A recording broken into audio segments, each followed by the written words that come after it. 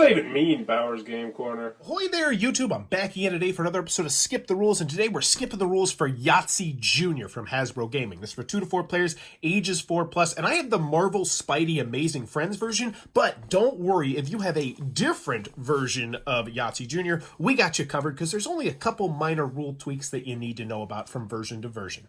So the first thing you're going to want to do in any version is make sure that you have all the components set out, and that each player is going to have their own unique color of tokens. You don't want all the same character, you want all of the same color. So right now we have a 4-player game set up, which is a great time to let you know that depending on the number of players you have, you're going to play a different number of rounds. So in a 4-player game, you'll play 3 turns. In a 3-player game, you'll play 4 turns. And in a 2-player game, you'll play 5 turns. And if you're playing a solo game, just having some fun, you're going to play 5 turns as well.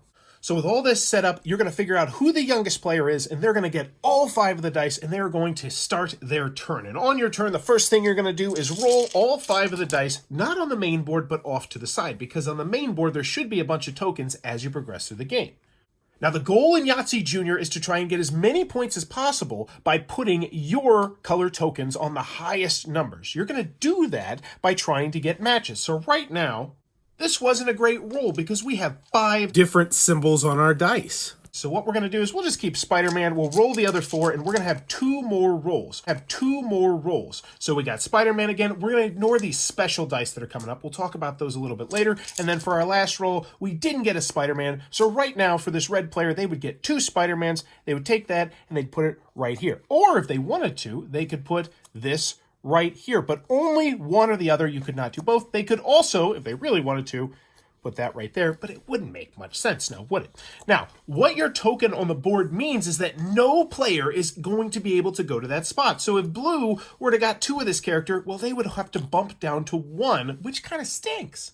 So really, it's a race to try and get these high numbers and get your tokens on the high numbers. So they recommend in the rules, before you start rolling, you should think about which characters you want to put onto the board. However, if a player does make a big mistake when it comes to tokens, the rules say that you can re-roll that turn, but make sure next time you pay just a little bit more attention.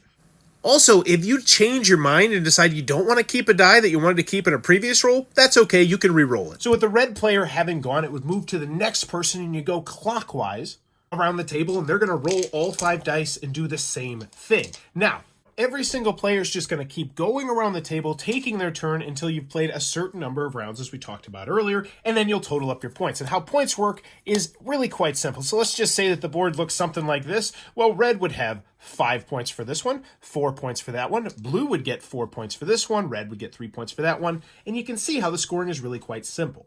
And if you have the basic version of Yahtzee Jr., that's all you need to know. And one way to tell if you have a more basic version of Yahtzee Jr. is if you look at your die and you don't see any unique backgrounds to any of the characters, because, as you'll see, some characters will have unique backgrounds, and this is where the while comes into play.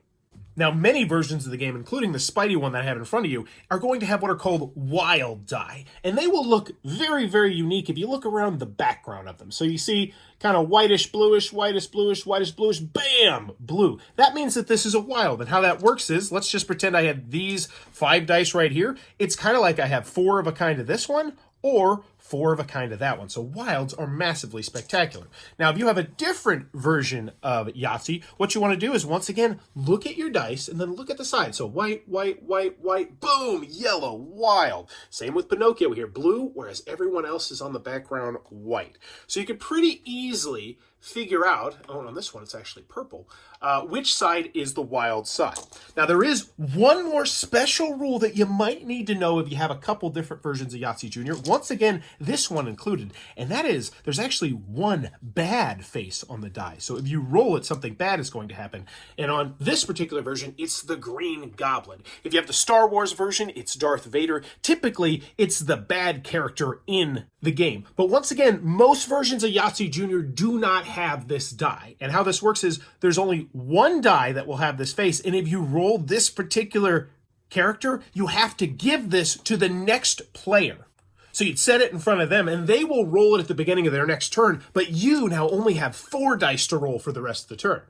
And those are all the rules you need to know to play Yahtzee Jr. Now, on the off chance that the game ends in a tie, though, the tied players are going to roll all 5 dice, and whoever is able to roll the most wilds will win the game. And you just keep rolling till one player has rolled the most wilds. And if you have the basic version of Yahtzee Jr., then those players share the victory. But that's how you're going to play Yahtzee Jr. If this helped you out, please consider giving this video a like, and let me know in the comments below where I helped you out at. So as always, thanks for your time, YouTube, and go have some fun!